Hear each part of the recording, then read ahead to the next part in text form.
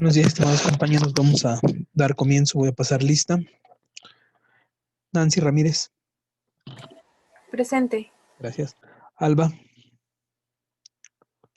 Presente. Javier Pedraza. Presente. Karime. Presente. Wendy. Presente. Monse. Presente. Giselle.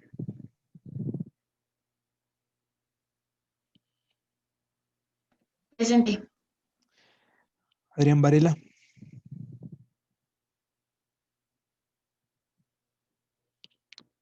Villaseñor. Presente. Dred. Presente. Orland. Presente. Judith. Presente.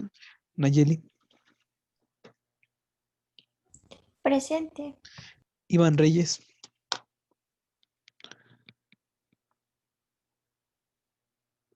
Armando Ríos. Presente. Geraldine.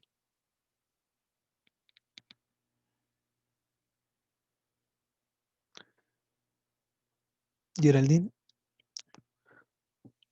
Miranda. Jorge. Presente.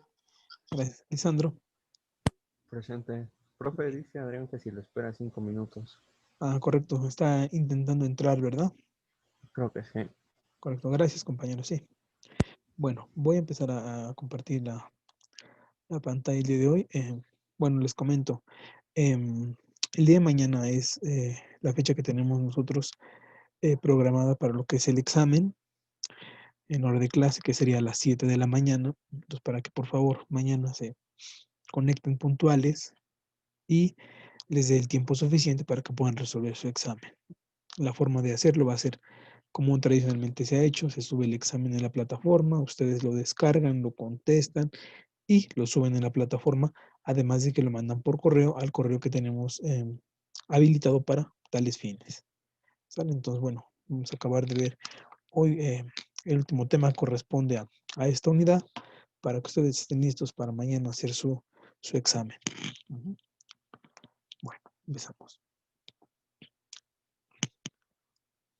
Bien, hoy los temas que platicaremos va a ser un poco acerca del proceso de construcción de la Comunidad Económica Europea, algunas instituciones europeas, las políticas comunes de la Unión Europea y algunos otros aspectos como la parte de la unificación monetaria, ¿no?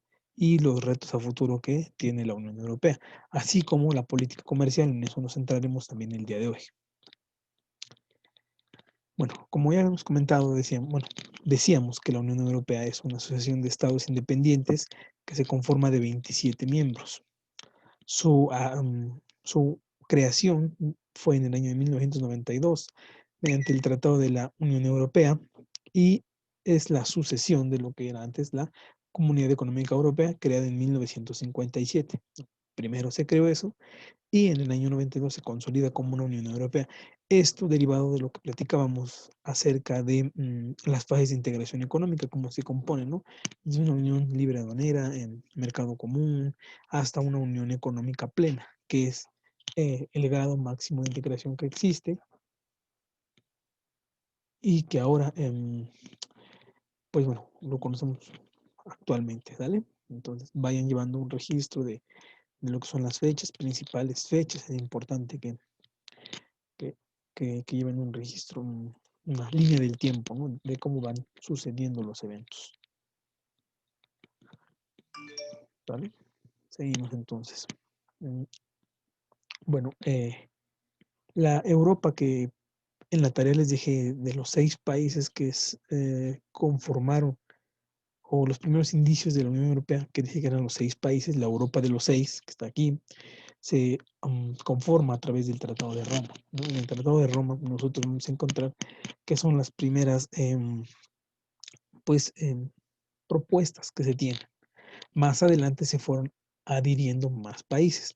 Por eso dice que se da la ampliación de la Comunidad Económica Europea, a como la conocemos ahora como una Unión Europea.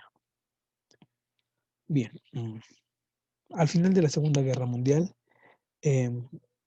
después de que hubo un mundo lleno de enfrentamientos entre los dos principales bloques de los cuales ya hablamos,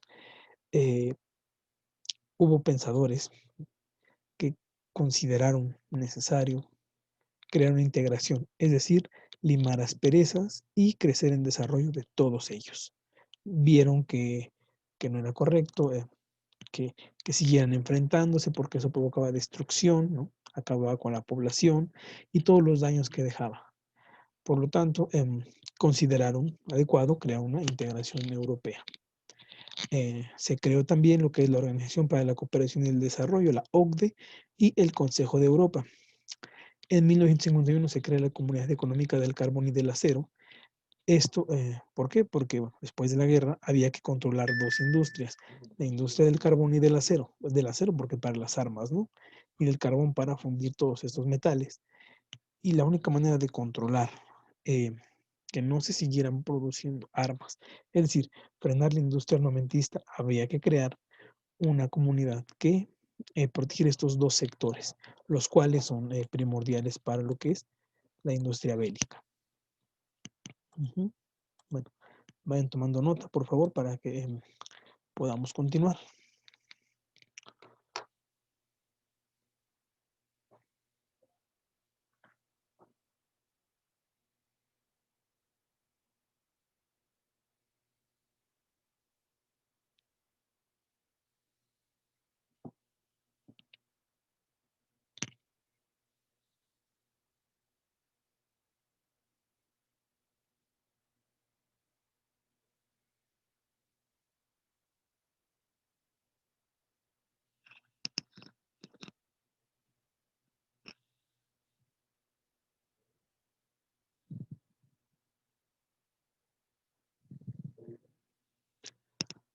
Ujú.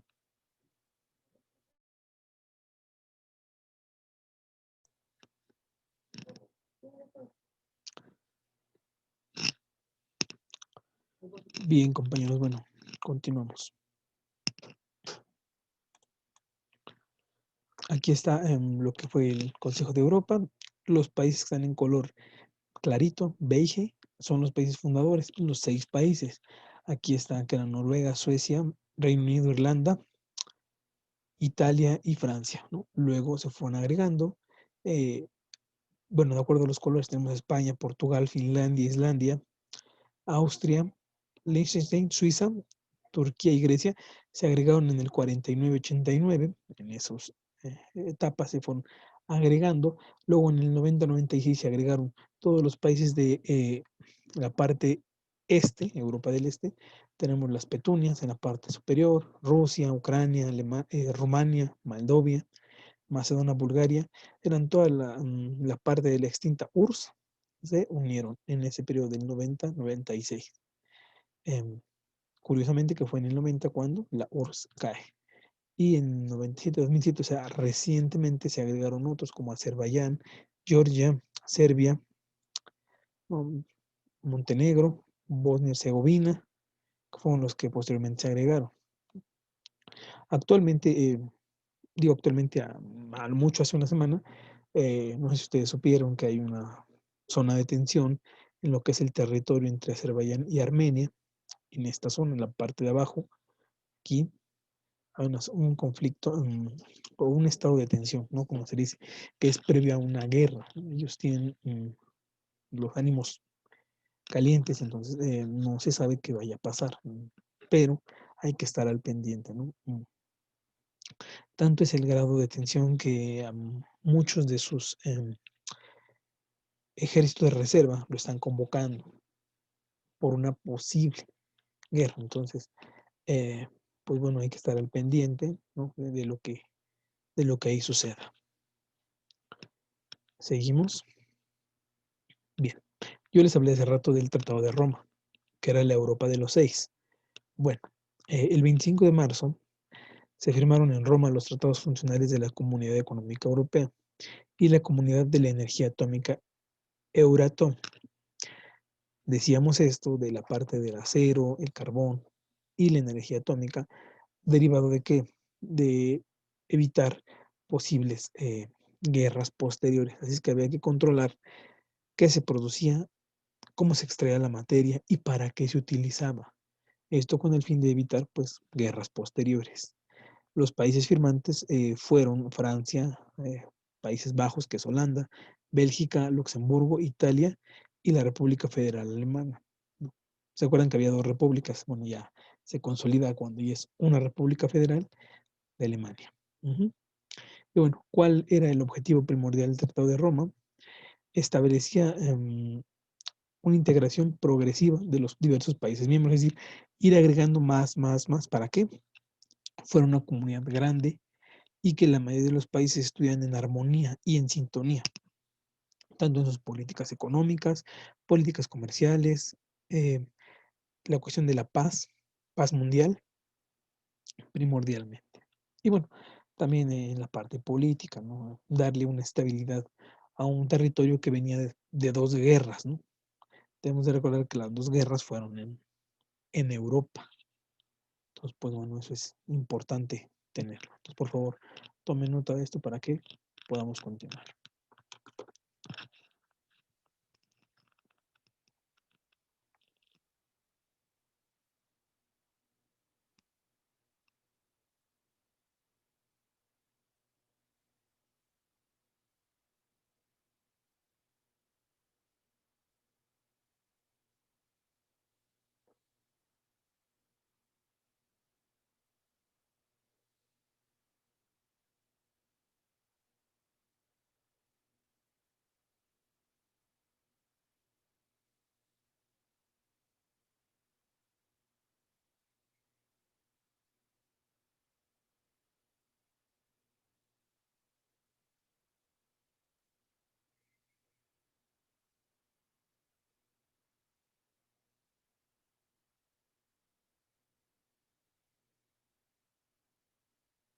Esto que les comentaba yo hace rato, hago un paréntesis de la zona de tensión entre Azerbaiyán y Armenia, fue, les dije, en días recientes, pues fue, parece que antier o anteantier, donde hubo un despliegue de cuestiones de misiles y así entre estas dos naciones, ¿no? Y les decía que a su ejército de reserva lo convocaron. O sea, ¿cuál es el ejército de reserva?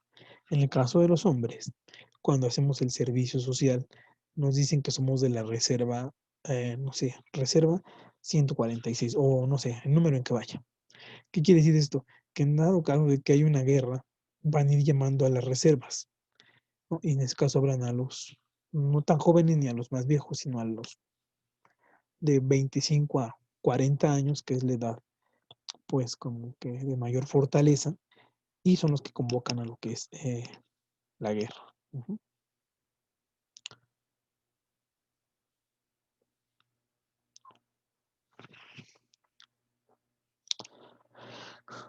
Bueno, pues continuamos. Vamos a ver que durante la década de 1960 se manifestó que el éxito alcanzado por los estados de la Comunidad Económica Europea era demasiado grande. Por lo tanto, en 1973, al ver esto, se integró lo que fue Gran Bretaña, Dinamarca e Islandia, perdón, Irlanda. Ellos se agregaron viendo el éxito que ya se tenía. Ujú. También el año siguiente, a la caída de las dictaduras militares en lo que fue la parte de Grecia, acá abajo al sur, Portugal y España, ellos tres, al caer la dictadura que permeaba en ese entonces, se agregaron también a lo que es la Unión Europea. Y poco a poco vamos viendo cómo se fue ampliando el área de influencia de los países que conformaron la UE. Ujú. Entonces, por favor, tomen nota de esto para que podamos avanzar. Bueno, aquí en el cuadro vemos la fecha de incorporación de los diferentes países. Ujú. ¿En qué año más o menos? Los territorios, los que ya estaban, los verdes, que fueron los primeros, los que se fueron agregando. En 2014, cuáles se agregaron también y así, ¿no? ¿Estamos de acuerdo? Entonces, cópienlo y Les doy 2 minutos para que lo copien y podamos avanzar.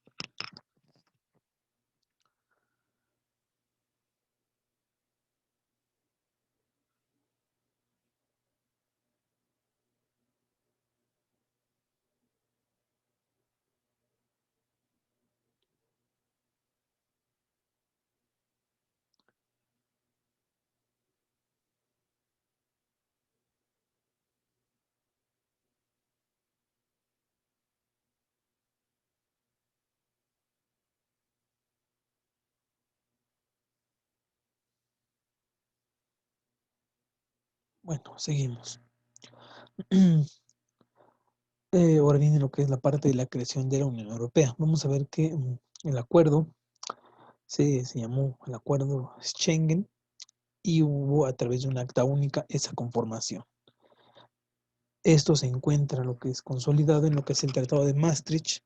Maastricht, por cierto, es una ciudad de los Países Bajos, ¿no? La parte sur de los Países Bajos. Podemos decir que relativamente cerca de lo que es la ciudad de Bruselas, sino de su lado este, ahí se encuentra lo que es, bueno, aquí está la colindancia entre Bélgica y los Países Bajos, bueno, muy cerquita, pero es la parte sur de los Países Bajos, la ciudad de Maastricht, ciudad universitaria de Maastricht. Bueno, que contenía lo que es los nuevos miembros de la Unión Europea y se vislumbraba lo que es su escudo, ¿no? Las estrellas como lo conocemos ahora, y esta era una foto de un pasaporte de la Unión Europea, como empezó siendo un pasaporte, en tonos azules con colores dorados, ¿sale? Bien, aquí está cada una de las ideas que les comenté, el primero el acuerdo y el acta única, bueno, este nació en 1979, lo que es el sistema monetario europeo. ¿Con qué finalidad? Bueno, garantizar lo que es la estabilidad monetaria. Se creó el ECU, que es el antecedente al euro, ¿no? Más que se le llama ECU. En 1985, Bélgica, los Países Bajos, Luxemburgo, Francia y Alemania firmaron este acuerdo. ¿Y qué garantizaba este acuerdo también? La libre circulación, lo que les decía yo, de los factores de producción, lo que son personas, capital, recursos, y poco a poco, o sea, de manera progresiva, la supresión de las fronteras entre los Estados miembros. Es decir, que en vez de que fuera un territorio con una frontera, o sea, la frontera física está, pero que tú tuvieras que pasar como si fuera otro país, que se buscaba facilitar esto. ¿Para qué? Para que entre ellos hubiera esos acuerdos de cooperación.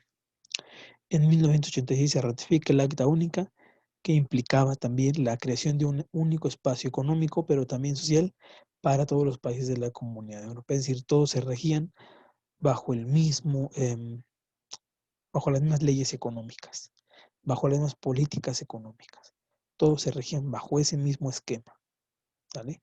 Eh, Ahorita que pasamos a la política comercial, cuando me detenga ahí, vamos a ver por qué tiene ciertas desventajas esto.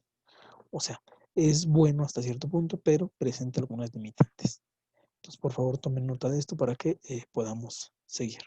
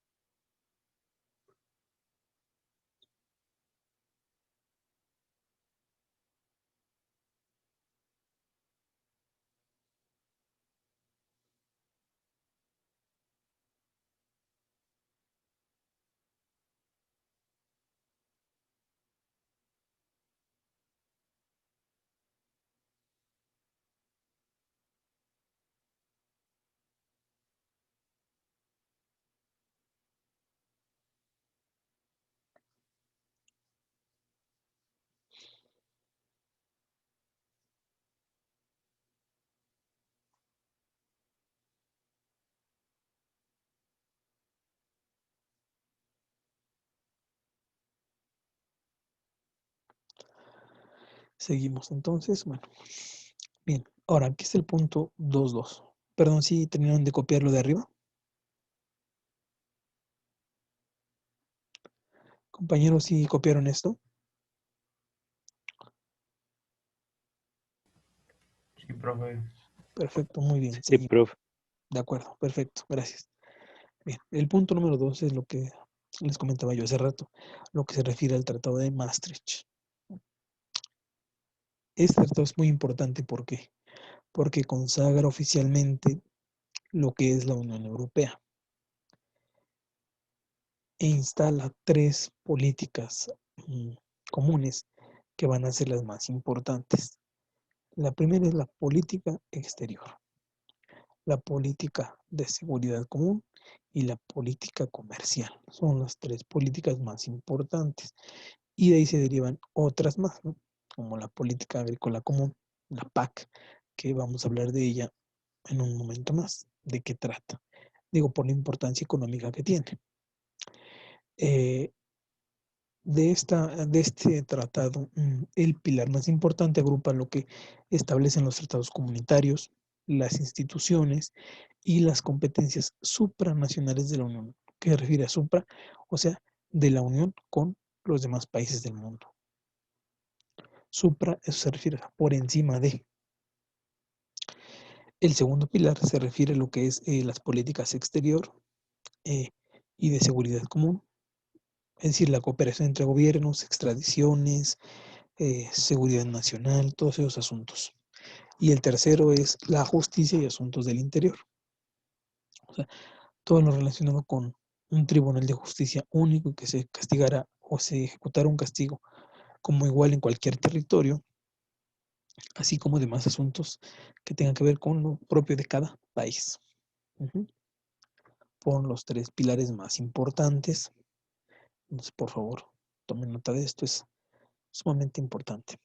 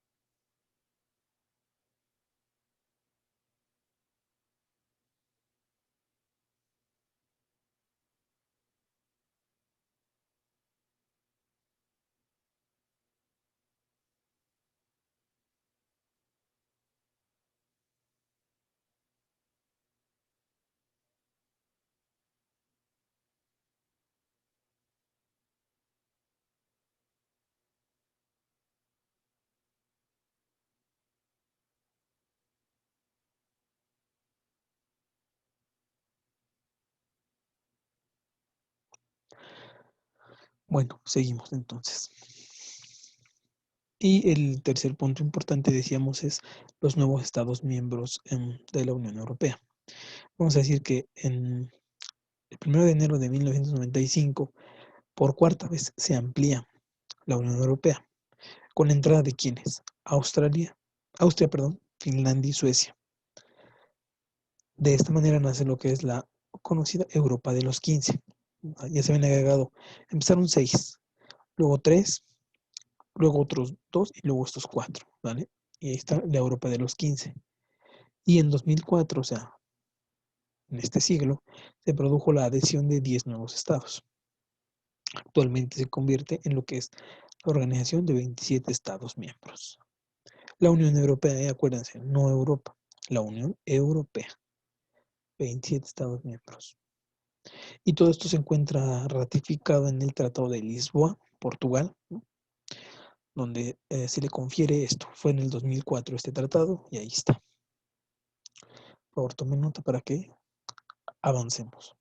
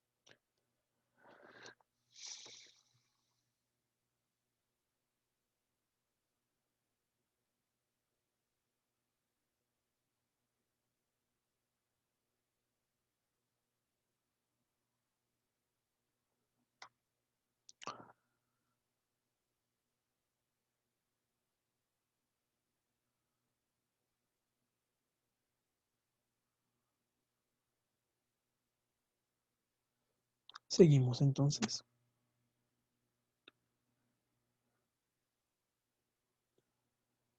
Esa es una pues evolución de cómo se fue dando todos estos procesos que yo les estoy mencionando, de cómo se fueron adhiriendo. O sea, esto ya creo que ya quedó claro, ya lo vimos, ya sabemos de qué trata, ¿no? De cuándo se fueron agregando, cómo se fueron agregando, su historia de cada uno y algunos que están pendientes por negociar su integración en la Unión. O sea, como que sí y no. Por ejemplo, Turquía, Macedonia, Croacia. Son los tres que se encuentran pendientes por adherirse a la Unión Europea. Están en pláticas, ¿vale?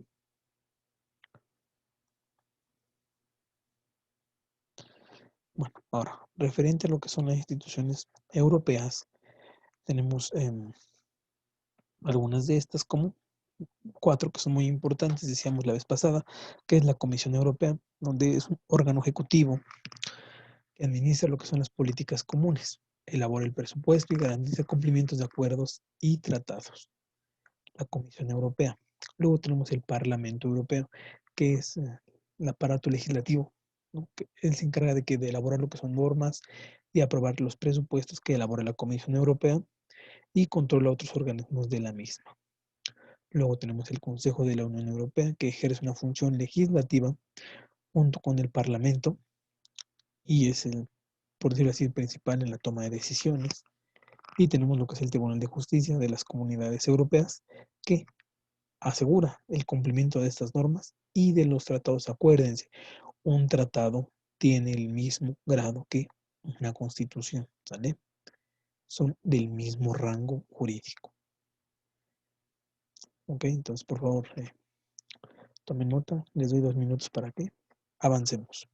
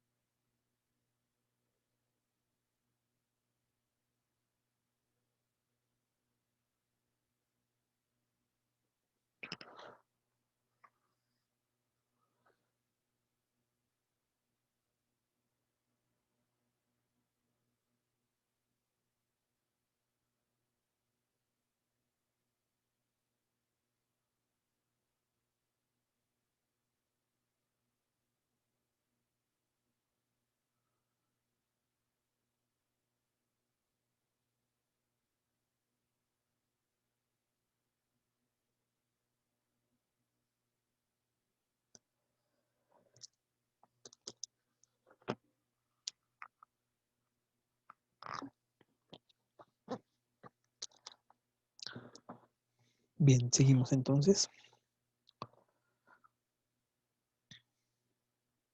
Aquí está de manera jerárquica cómo se encuentra constituido cada uno. Tenemos el Tribunal de Justicia, que es la parte judicial. Son 27 jueces y 8 abogados generales. Tenemos la Comisión Europea, que es el poder, por ejemplo, decir, que representa el Ejecutivo, que son los 27 miembros, o sea, los jefes de Estado de cada país miembro. Son 27, pues son 27 miembros. Tenemos el Consejo de la Unión Europea, que les decía yo que es el aparato legislativo, con 27 ministros, uno por cada Estado miembro, 27 jefes de Estado y un presidente del Consejo de la Unión Europea. Y tenemos lo que es el Parlamento, constituido por 785 miembros, que estos los elige los ciudadanos de la Unión Europea. Y aquí está el orden en cómo se encuentran, ¿no? De acuerdo a su nivel jerárquico de estas instituciones.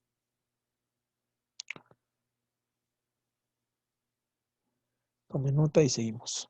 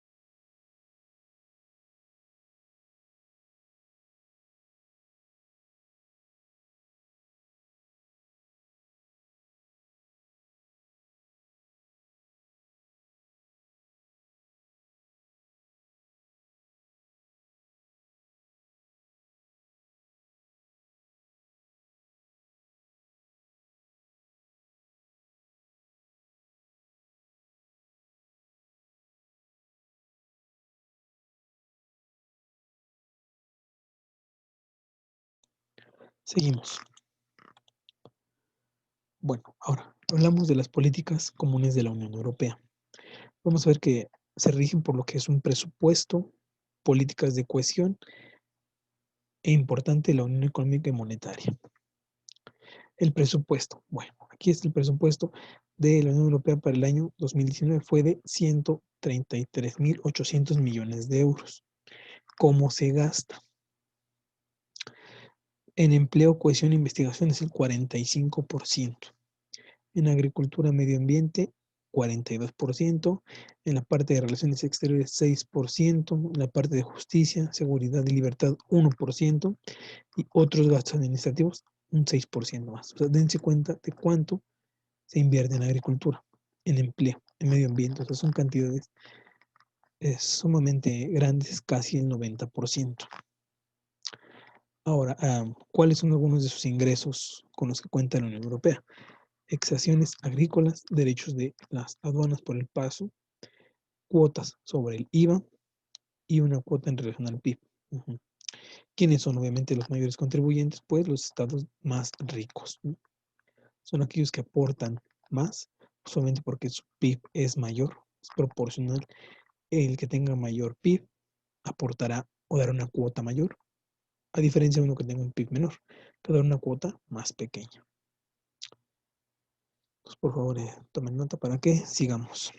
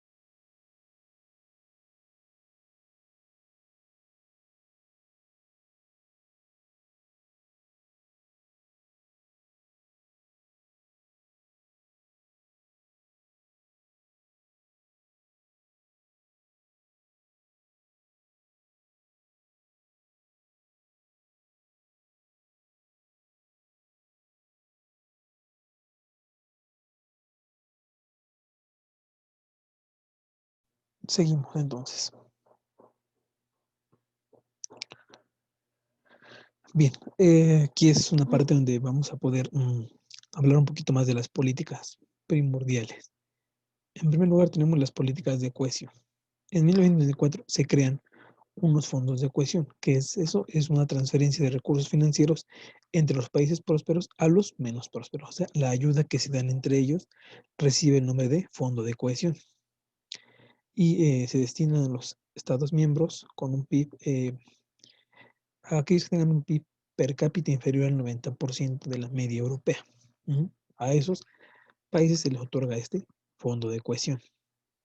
Existen otros también que se llaman fondos estructurales, que son orientados a fomentar políticas de cohesión económica y social. Solamente un fondo estructural requiere un mayor presupuesto que un fondo de cohesión.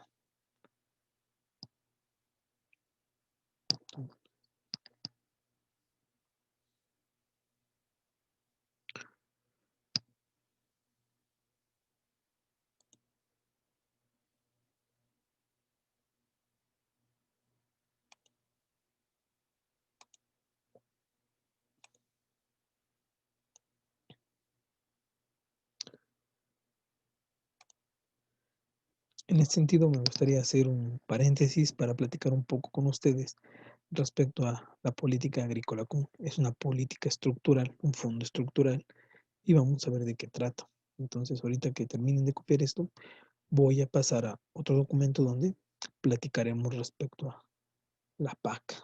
Ujú.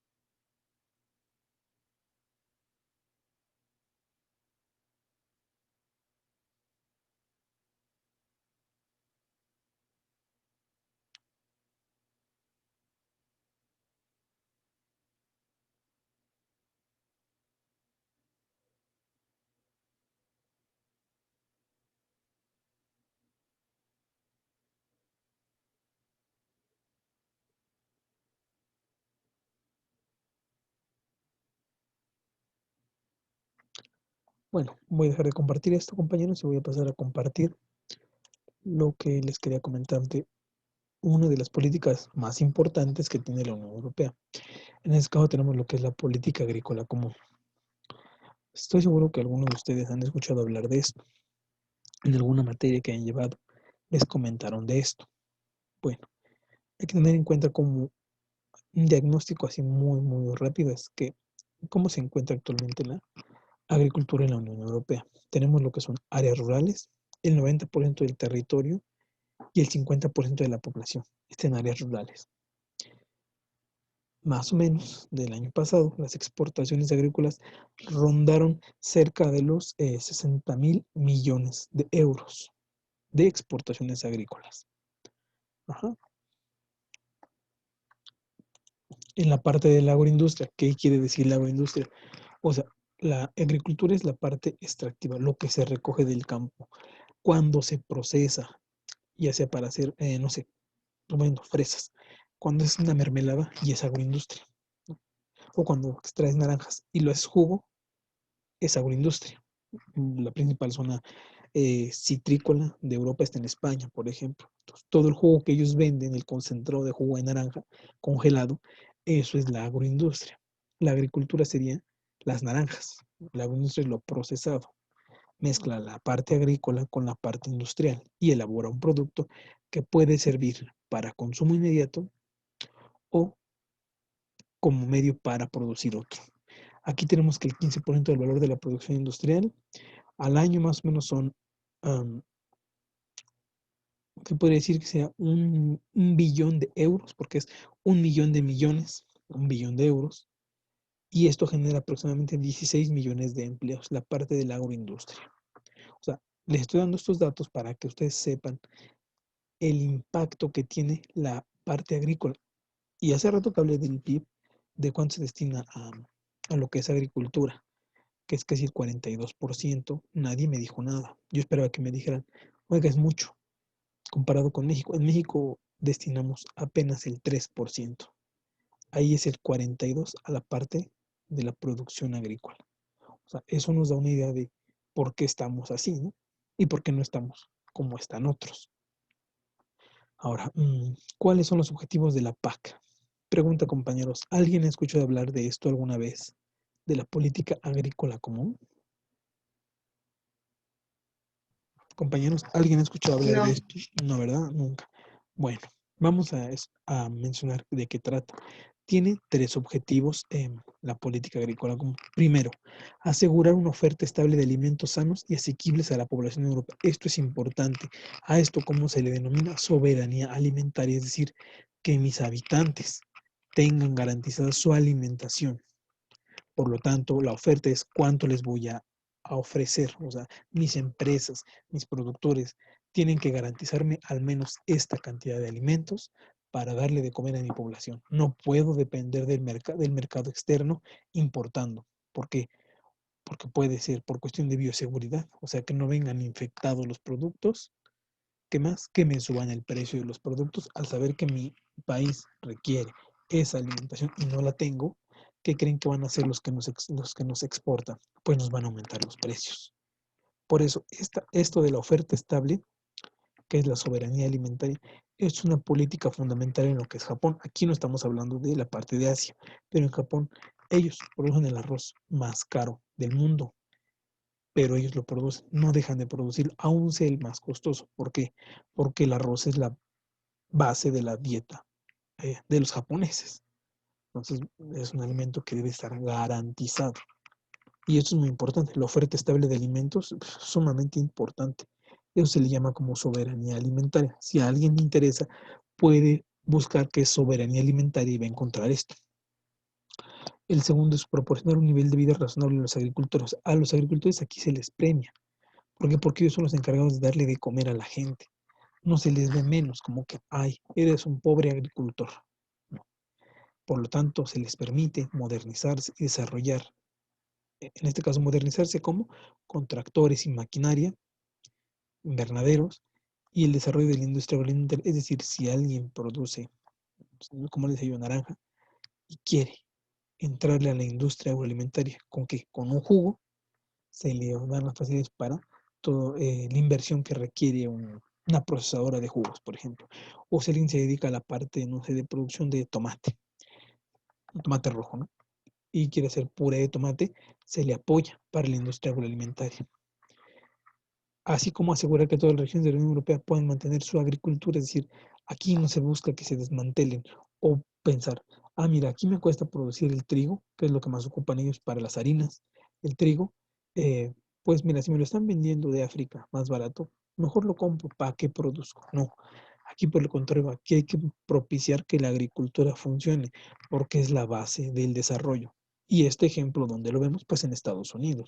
Estados Unidos son altamente productivos en su agricultura y en primer lugar garantizan la alimentación de sus habitantes. Y de ahí viene lo demás. Pero esto es muy, muy importante. Vayan copiando, por favor, estos 3 objetivos que son sumamente importantes e interesantes hablar de esto, de la política agrícola común.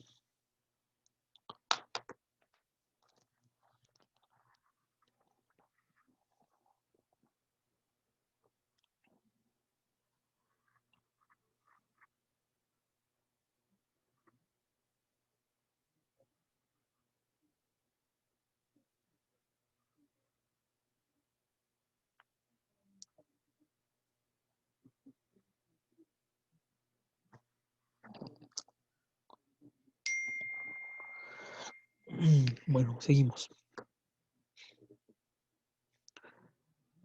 ¿Cuáles son otros de sus objetivos? Esos fueron los 3 grandes macroobjetivos. Ahora los objetivos más particulares y que hacen que esta política sea muy compleja es, en primer lugar, procurar el bienestar de la sociedad rural, es decir, que la gente que está en el campo viva bien. Y de esta manera evitamos los cinturones de pobreza.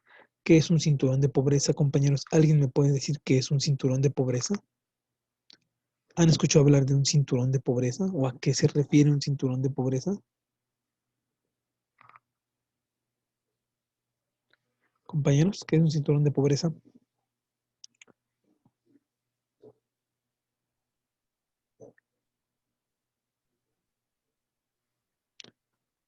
Orland, ¿qué nos iba a decir usted? De población con bajos recursos. Población con bajos recursos que vive cerca de una ciudad. Eso es un cinturón de pobreza. La gente que emigra a la ciudad en busca de una mejor calidad de vida y se establece en las orillas. ¿Por qué? Porque vivir en el centro es carísimo. Entonces, esa gente es parte del cinturón de pobreza de una ciudad. Toda ciudad tiene un cinturón de pobreza. Bueno, el otro objetivo es mejorar la calidad de los alimentos y su grado de inocuidad. Pregunta, compañeros, ¿qué es inocuidad? Compañeros, ¿qué es inocuidad?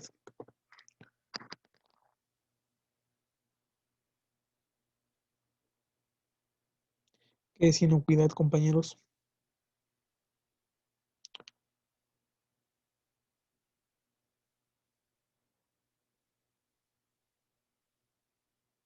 ¿Nunca han escuchado hablar de eso? Pero en cuestión de verduras, bueno, es Ajá, ¿qué ha escuchado usted de eso? como mm,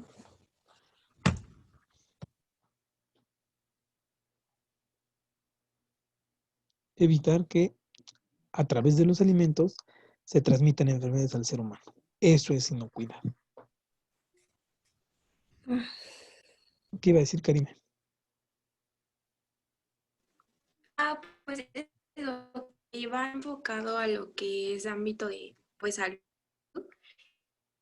¿Es ámbito de qué? y Perdón, no le escuché. garantiza pues por ejemplo igual en los temas de alimentos que lo de inocuidad va dirigido al ámbito de salud, higiene. Sí, de acuerdo. Ámbito de salud En la y inocuidad de alimentos pues que no estén contaminados y que el proceso pues lo hagan con higiene y seguridad para los comidores. Exactamente, eso es, Karime, muy bien. Es que los alimentos sean hechos con buenas prácticas. Exacto, y que estén limpios, no contengan enfermedades, eso sí no cuida. Ahora, asegurar la protección del ambiente en beneficio de futuras generaciones. Esto se llama sustentabilidad, que lo que tengo yo, al menos lo tengan las generaciones que vienen detrás de mí. Y no es producir a lo loco y acabar con los recursos, contaminar todo y que no me importe los demás, ¿no? Sino aquí se busca preservar a las generaciones futuras. Ahora, en cuestión de los animales, mejorar las condiciones sanitarias. Aquí tenemos es que los animales, por ejemplo, son fuente de infección si no se les trata bien. Entonces, bueno, preservar las plagas que puedan traer, las enfermedades y que estén en condiciones favorables. Aquí hay una cosa que se llama bienestar animal, que es cuando, por ejemplo, a las vacas cuando se les ordeña, se les pone música relajante o unos paisajes muy tranquilos. ¿Para qué? Para que estén tranquilas y puedan producir su mejor leche, ¿no?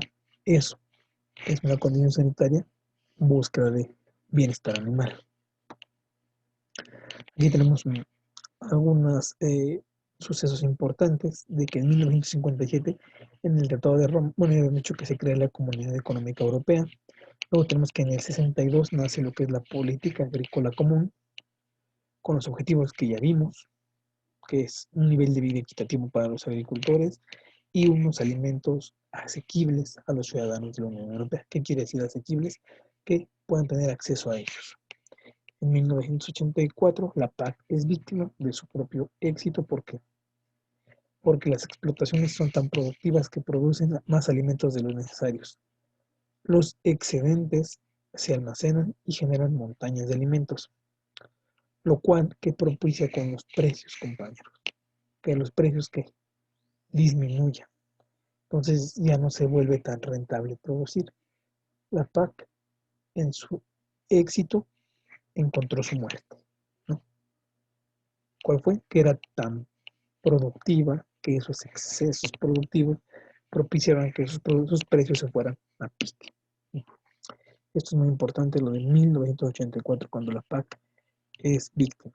Ahora, en 1922 la PAC se desplaza del apoyo del mercado al apoyo al productor, es decir, ahora no solo se subsidia al consumidor, ahora se subsidia al productor y se le garantizan precios, se le dan precios de garantía.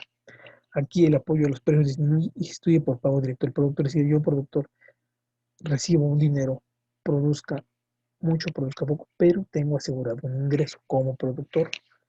Se les alienta a ser más respetuosos con el medio ambiente y decir buenas prácticas o lo que se conoce como cosas orgánicas.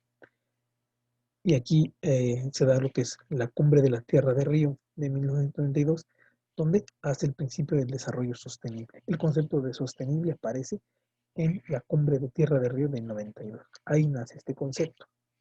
En 2003, la PAC proporciona ayudas a la renta y suprime lo que son la conexión entre las ayudas y la producción. Ahora los productores reciben una ayuda por sus actividades a condición de que no desabandonen la tierra y cumplan con las normas del ambiente, bienestar animal y seguridad de alimentos que dijimos que se llama inocuidad. En 2013 la PAC se reforma para reforzar la competitividad del sector agrícola, promover la agricultura sostenible, es decir, producir, pero sin acabar con recursos, sin ser depredador, con la innovación y apoyar el empleo y el crecimiento de la zona rural, es decir, que la zona rural también tuviera desarrollo, no solo la zona urbana. Por favor, apunten esto para que podamos continuar.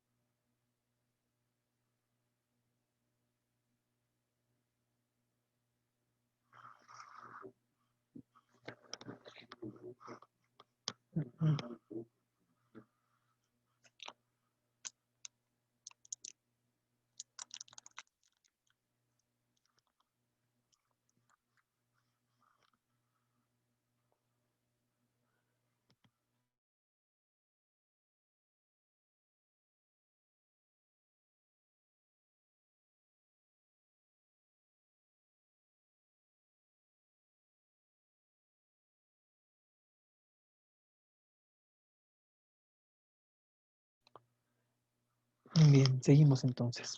Bueno, me voy a saltar hasta aquí porque es donde me interesa llegar.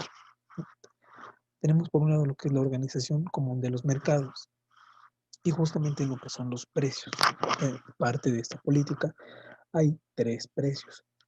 El precio indicativo, que también recibe el nombre de precio base o precio de orientación, que esto nos representa que eh, se aproxima a lo que son los precios que los productos considerados pueden normalmente alcanzar en el mercado comunitario de la Unión Europea. Es el precio indicativo o de referencia. Luego tenemos el precio de umbral o precio de esclusa, como se le conoce, que es el precio mínimo al que pueden venderse los productos importados. Ese tiene que ser más elevado que el de intervención e incita a los operadores económicos a abastecerse en la Comunidad Europea. Es decir, si hay importado y está el de mi Comunidad Europea, me dirijo al de mi Comunidad Europea. Por lo tanto, el umbral tiene que ser más alto. ¿Vale? Y tenemos el precio de intervención, que es el precio garantizado, que de no alcanzarse, obliga a los organismos conferidos a esa función a comprar las cantidades producidas y almacenarlas. Es decir, tú produces y tienes garantizado tu ingreso. Es el precio de intervención o precio de garantía. Son los diferentes precios que componen lo que es la PAC. Entonces, por favor, tomen apunte de esto, es muy importante. Y continuamos.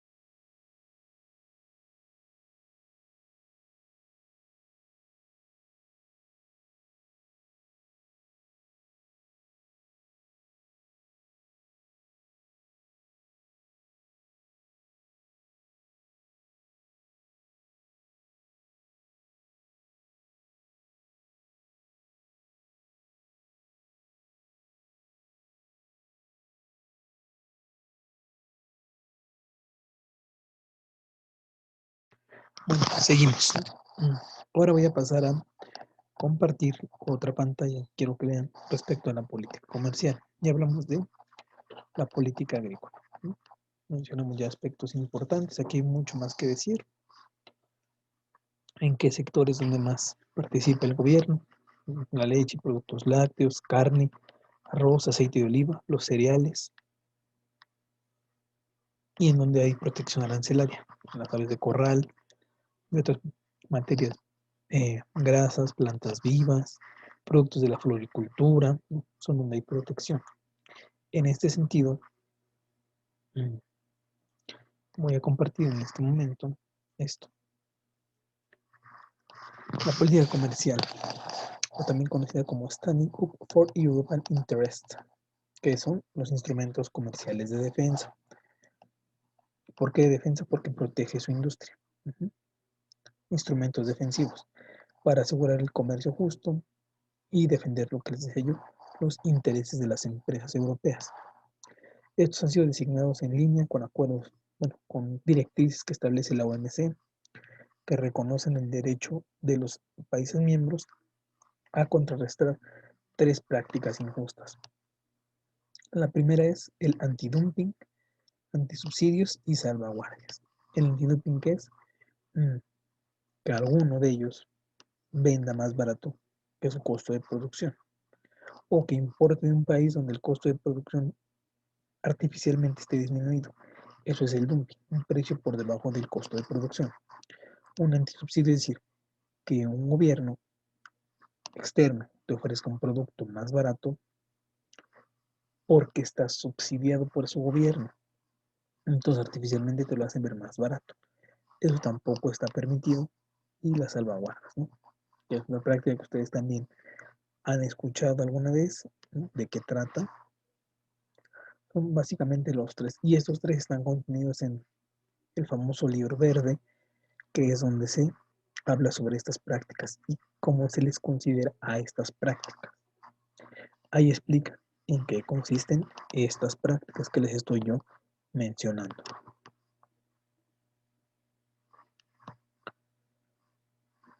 Entonces, por favor, póntenlo para que continuemos.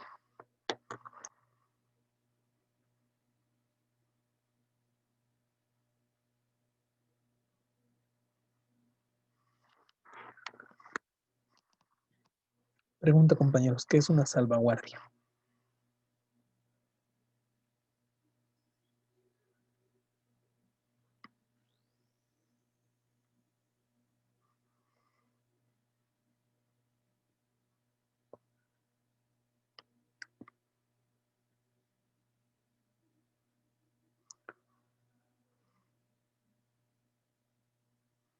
¿Qué es una salvaguardia? ¿Alguien sabe a qué se refiere esto?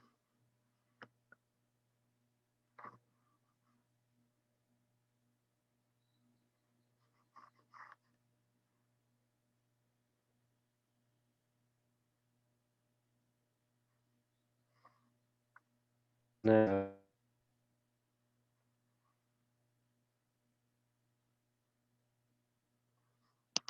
¿Qué iba a decir? No le escuchamos. Una ficción, ¿Una qué, perdón? algo para defender. Restricción.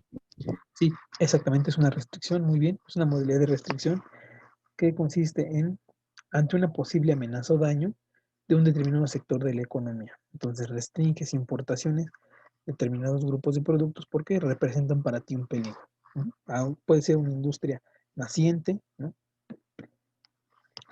O un sector sensible, como se le llama también. Perfecto. Sí, eso es. Muy bien, seguimos entonces. Regreso a compartir lo que estaba compartiendo en un principio, que era esto de las políticas de cohesión. Continuamos. Bien, ahora, otro aspecto sumamente importante es la unión económica y monetaria. ¿Se acuerdan que hemos mencionado que eh, las fases de integración económica vienen marcadas por ciertas características? Desde una zona de libre comercio, un mercado común, una unión económica y una unión económica plena. Bueno, la fase de integración más avanzada que conocemos es la que tiene la Unión Europea, la cual es una unión económica monetaria. ¿Por qué? Porque tiene una moneda única que es el euro, que dijimos hace rato que también se le llamaba ECO cuando nació, pero el nombre oficial actualmente es euro, que es el que garantiza la libre circulación de capitales, además de que es una divisa. ¿En qué año entró en circulación? Bueno, en 2002, para ser exactos, en enero, en 11 países de la Unión Europea. ¿Quién es el que se encarga de emitir esta moneda? Pues es el Banco Central Europeo, que además es el que coordina y garantiza las políticas económicas y el funcionamiento de esta moneda. Si hay que devaluarla, si hay que revaluarla, si se aprecia o se deprecia, el Banco Central Europeo es quien lo hace. No lo puede hacer un país por autonomía propia. ¿Por qué? Porque no son autónomos, dependen de un banco central que se encuentra en Alemania. Aquí están los países que manejan la zona euro, es decir, que tienen como moneda el euro. Aquí están en el mapa. Los que están en color claro son los que no han adoptado, y algunos extracomunitarios que, aunque no sean miembros, ocupan lo que es el euro, como lo que es Montenegro.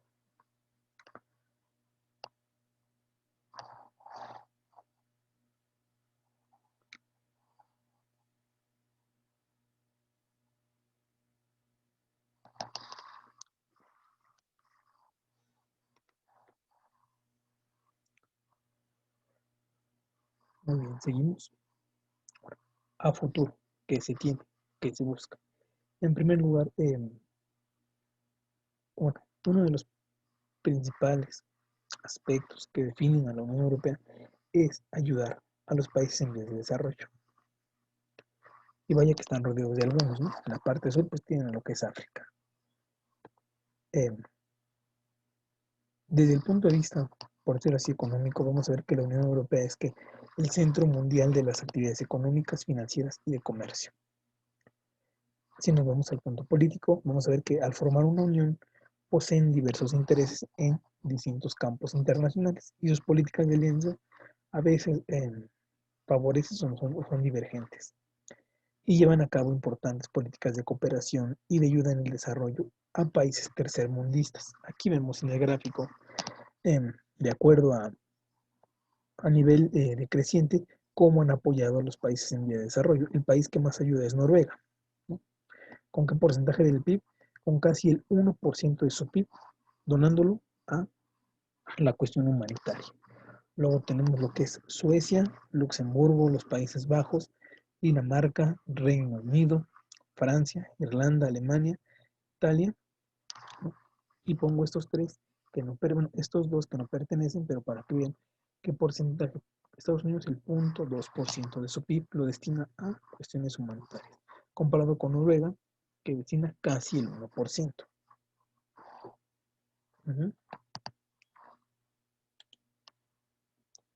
¿Y esto de dónde sale? Bueno, de los fondos comunitarios, que son transferencias que hace la Unión Europea, en este caso, bueno, a los países que necesitan estas ayudas, o hasta sus propios países. Por ejemplo, España, que es de los países que más afectados se han visto, recibe grandes cantidades de dinero en forma de transferencias para solventar lo que es su tasa de interés, su desempleo, sus seguros de desempleo.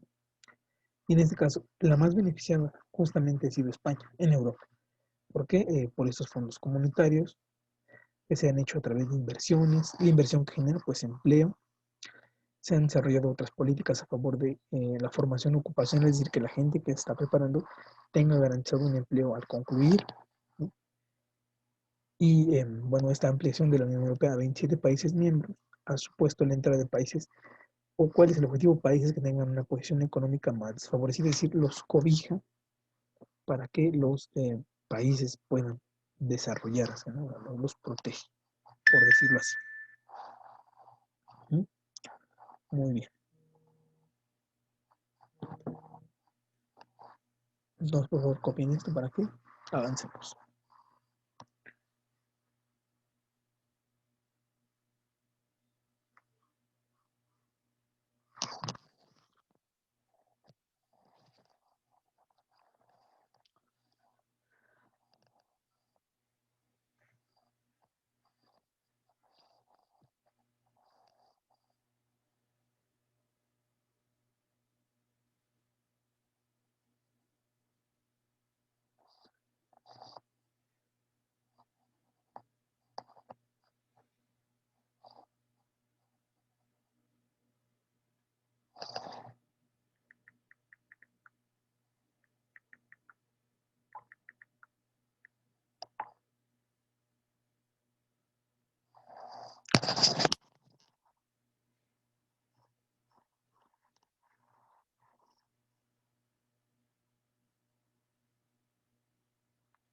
Les doy un minuto más y avanzamos.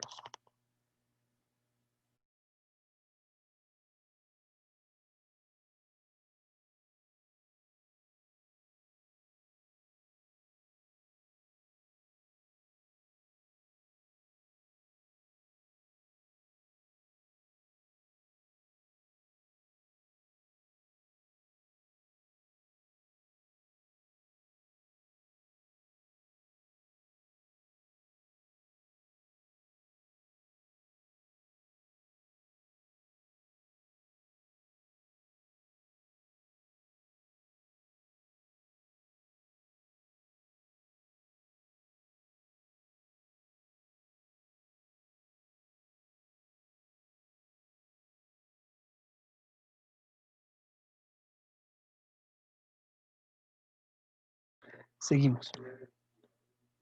Ahora, importante esto, la implementación del euro. Vamos a ver que el euro es la moneda oficial y en este caso, lo que es España, ocupaba hasta antes del 2002 lo que es las pesetas. Del 2002 en adelante lo que es el euro. Y bueno, ¿qué importancia tiene una moneda única? Bueno, que provoca que tengas mayor dinamismo.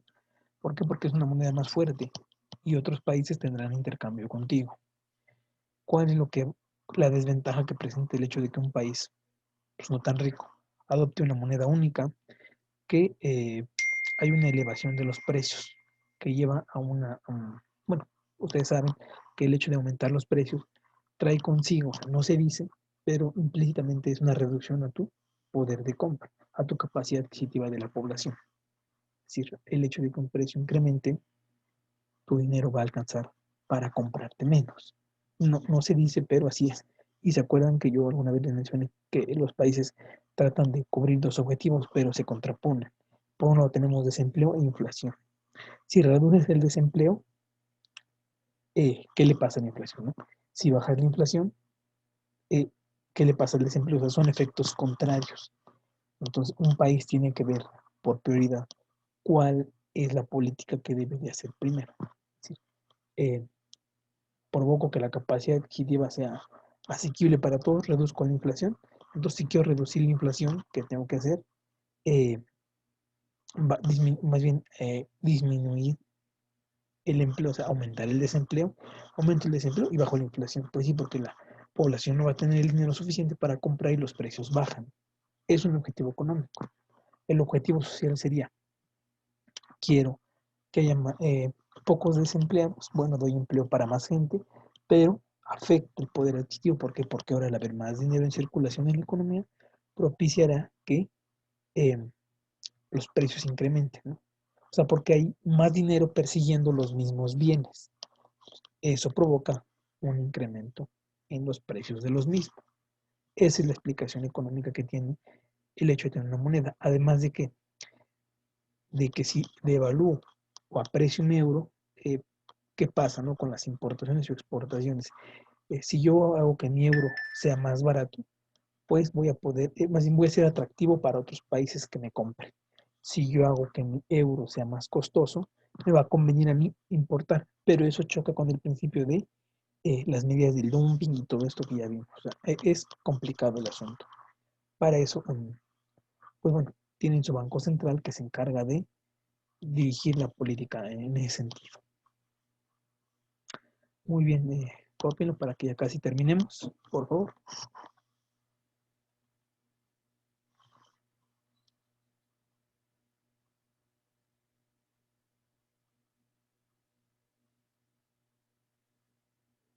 Y bueno, no lo dice aquí, pero yo se lo menciono. Una medida que también ocupan lo que son los bancos centrales, como este de la Unión Europea, es acudir a los llamados estabilizadores automáticos. ¿Cuáles son los estabilizadores automáticos? Hay dos.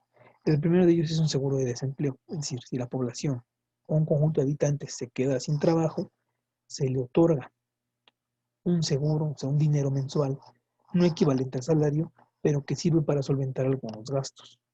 De esta manera la cuestión fiscal no se ve tan afectada. ¿Por qué? Porque pueden seguir pagando impuestos. La otra es hacer una reforma fiscal con impuestos progresivos, es decir, que los que tienen menos paguen menos y el que tenga más pague más. Cosa contraria de una política fiscal regresiva, que es donde el que más tiene paga menos y el que menos tiene paga más. Son otros instrumentos de política que también sirven y que, bueno, los bancos ocupan. Bancos centrales. El equivalente al Banco Central Europeo, ¿qué sería? Pues el Banco de México es el principal banco de ese país.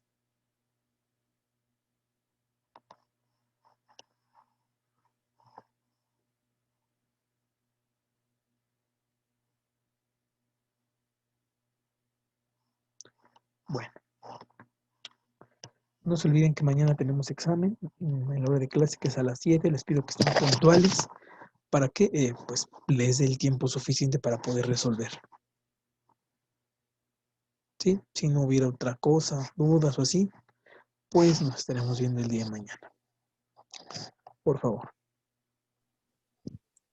Gracias, profe. No, gracias a ustedes, compañeros. Gracias, profe. Gracias, Hasta compañeros. luego. Hasta luego, créeme. Hasta luego, compañeros. Que estén muy bien. Y nos vemos el día de Hasta mañana. luego, profe. Hasta luego, Alessandro. Ay, Gracias. profe. Bye, Wendy.